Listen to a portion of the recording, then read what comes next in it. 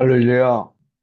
이 복된 새벽에 주님을 만나러 오신 모든 성도님들을 환영하고 축복합니다. 다 같이 우리 주님께서 가르쳐 주신 기도를 드리겠습니다. 하늘에 계신 우리 아버지, 아버지의 이름을 거룩하게 하시며 아버지의 나라가 오게 하시며 아버지의 뜻이 하늘에서와 같이 땅에서도 이루어지게 하소서. 오늘 우리에게 일용할 양식을 주시고 우리가 우리에게 잘못한 사람을 용서하여 준 것 같이 우리 죄를 용서하여 주시고 우리를 시험에 빠지지 않게 하시고 악에서 구하소서. 나라와 권능과 영광이 영원히 아버지의 것입니다. 아멘.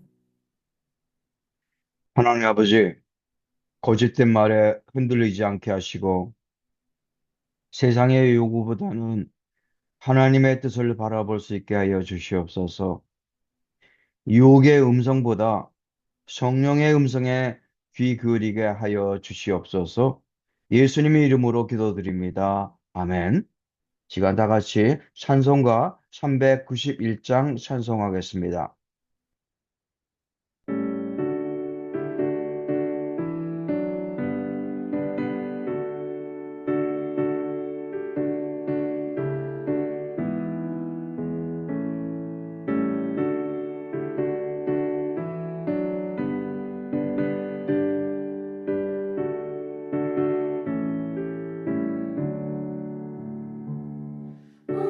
놀라운 구세주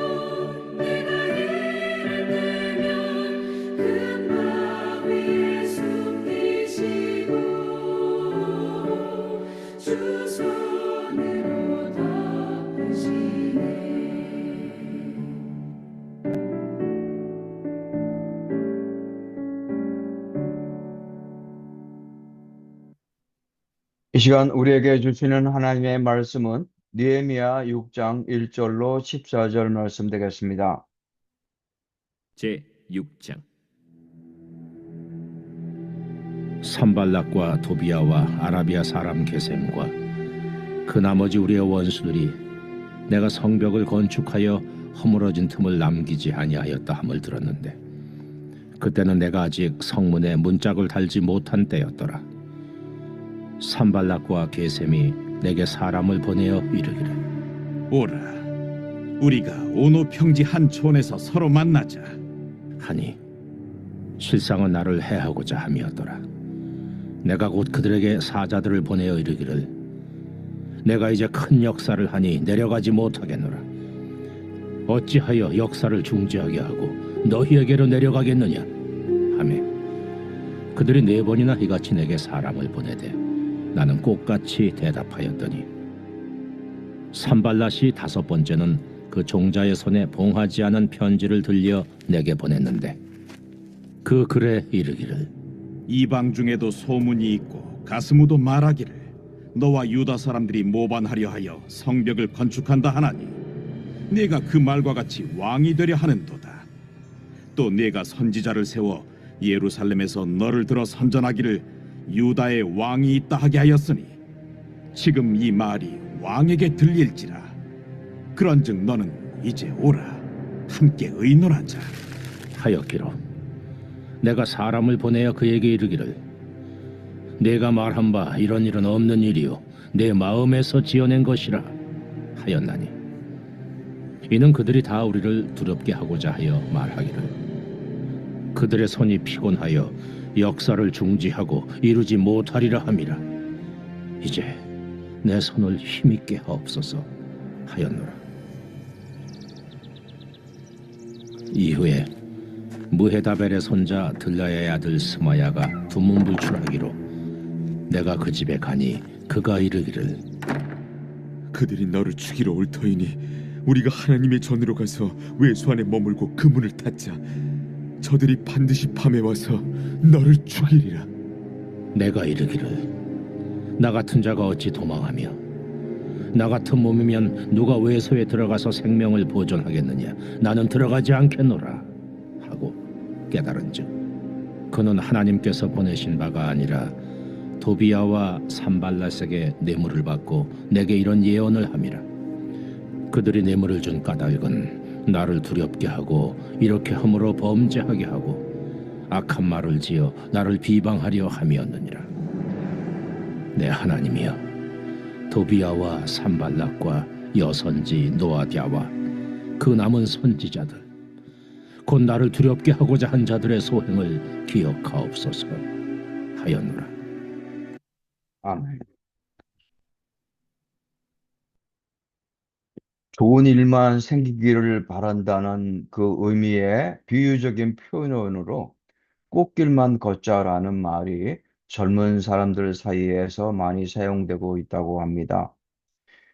특히 아이돌 가수들을 응원할 때 많이 쓰인다고 합니다. 하나님이 함께 하시는 하나님의 일, 하나님이 지켜주시는 하나님의 일을 할 때 우리는 당연히 꽃길만 걷게 될 것으로 기대합니다. 하지만 때로는 가시밭길도 걷게 됩니다. 지금 느헤미야도 무너진 예루살렘 성벽을 재건하라는 하나님의 사명을 받고 하나님의 일을 감당하고 있습니다. 하지만 그 사명을 이루는 발걸음은 결코 꽃길이 아니었습니다. 산발락과 도비아와 아라비아 사람 게셈은 끊임없이 그를 방해하고 모함하고 협박합니다. 우리가 하나님이 주신 사명과 비전을 붙잡았을 때 세상은 우리를 흔들고 두렵게 할 때도 있습니다. 우리를 방해하고 협박까지 할 때도 종종 겪게 됩니다. 사탄은 하나님의 역사가 완성되기 직전 가장 강하게 흔듭니다. 지금 느헤미야가 문짝만 달면 끝나는 거의 완성 단계에 이르렀을 때 거의 100%에 가까운 완공 단계에 이르렀을 때 산발락과 도비아가 중심이 된 적들이 더욱 집요하게 공격하고 있습니다. 끝날 때까지는 끝난 것이 아니기 때문입니다. 산발락과 도비아는 느헤미야에게 사람을 보내서 유다와 사마리아 사이의 접경지역인 오노 평지에서 만나서 이야기 좀 하자고 전달을 합니다. 평화로운 제안입니다. 해칠 의도가 없다는 것을 강조하기 위해서 많은 사람들이 볼 수 있는 넓은 평지에서 만나 서로의 의견을 나눠보자는 것입니다. 평화롭고 선하고 좋은 제안인 것처럼 보이지만 이것은 감정이었습니다. 많은 사람들에게 거짓 선전을 하기 위한 명분을 쌓기 위한 것이었습니다. 모든 상황을 늘 선하게 볼 수 있도록 훈련된 하나님의 일꾼들은 불의하고 악한 공격에는 절대로 넘어지지 않습니다. 하지만 때로는 선으로 포장된 타협에는 자주 넘어지게 됩니다. 착한 사람 증후군이라는 말을 흔히 사용하는데 남에게 노라는 말을 못하는 사람들의 심리적 증상을 포괄적으로 의미합니다. 건강한 사람이라면 더욱이 신실한 크리스찬이라면 노라고 말해야 할 때는 분명하게 노라고 말할 수 있어야 합니다. 지금 느헤미야는 분명하게 노라고 말하고 있습니다. 3절 말씀에 내가 이제 큰 역사를 하니 내려가지 못하겠노라. 그러자 이번에는 공하지 않은 공개적인 편지를 보내 느헤미야가 왕이 되려 한다는 소문이 돌고 있으니 속히 만나서 이런 소문을 잠재울 방법을 의논해 보자는 제안을 합니다. 이에 느헤미야는 6장 8절에서 네가 말한 바 이런 일은 없는 일이요 네 마음에서 지어낸 것이라고 하면서 오히려 기도를 합니다. 비난과 오해와 거짓된 말 앞에서 감정적으로 대응하기보다는 하나님께 나아가 힘을 구합니다. 9절에서 이렇게 기도합니다. 이제 내 손을 힘있게 하옵소서. 외부의 공격이 효과가 없게 되자 이번에는 느헤미야와 친하게 지내던 선지자 스마야를 이용합니다. 적들이 밤에 몰래 들어와서 너를 죽일 것이니 성전에 숨으라고 말합니다. 하나님으로부터 계시를 받은 것처럼 하나님의 이름을 빌려 겁을 주면서 숨으라고 제안합니다. 하지만 느헤미야는 분별력을 잃지 않았습니다. 6장 12절 말씀에 깨달은즉 그는 하나님께서 보내신 바가 아니라 뇌물을 받고 내게 이런 예언을 함이라. 느헤미야는 많은 방해와 모함과 협박 속에서도 결국 사명을 완수합니다. 그가 승리할 수 있었던 것은 하나님을 의지한 분별력과 기도의 힘이 있었기 때문입니다. 믿음의 사람은 상황을 보고 판단하는 사람이 아니라 사명을 따라가는 사람입니다. 두려움으로 물러나는 사람이 아니라 하나님의 손을 붙잡는 사람입니다. 오늘 우리의 삶 속에서도 방해와 위협을 직면할 수도 있지만 그때마다 뱀처럼 지혜롭고 비둘기처럼 순결한 모습을 가지고 하나님께 의지하는 분별력과 기도의 힘에 의지할 수 있기를 간절히 축원드립니다. 다 함께 기도하겠습니다. 오늘 말씀을 통해 우리의 마음을 다시 한번 돌아볼 수 있기 바랍니다. 느헤미야는 세상의 방해와 모함과 협박 속에서도 결코 두려워하지 않았고 분별력을 잃지도 않았던 것처럼 우리에게도 두려움의 순간마다 느헤미야처럼 기도할 수 있는 담대한 믿음 가질 수 있기를 기도하겠습니다. 우리의 약함 속에서 주님의 능력이 더욱 분명하게 드러나게 하시고 우리의 순종을 통해 주님의 뜻이 완성될 수 있도록 기도하겠습니다. 교회를 위해 기도하겠습니다. 오늘까지 교회의 모든 필요를 채워주시고 기적을 일으켜 주신 하나님의 은혜를 생각하면서 온 교회가 한마음이 되어서 주님의 몸된 교회를 더욱 든든히 세워나갈 수 있도록 기도하겠습니다. 영적인 부흥과 회복이 일어날 수 있도록 기도하겠습니다. 마지막으로 환우들을 위해서 기도하겠습니다. 수술을 할 수밖에 없는 고통 중에 계신 분들도 있습니다. 수술 후에 회복 중에 계신 분들도 있습니다. 항암 치료 중에 계신 분들도 있습니다. 그 밖에 여러 질병으로 힘들어 하시는 분들도 있습니다. 그들의 아픔이 속히 치유되고 회복될 수 있기를 기도하겠습니다.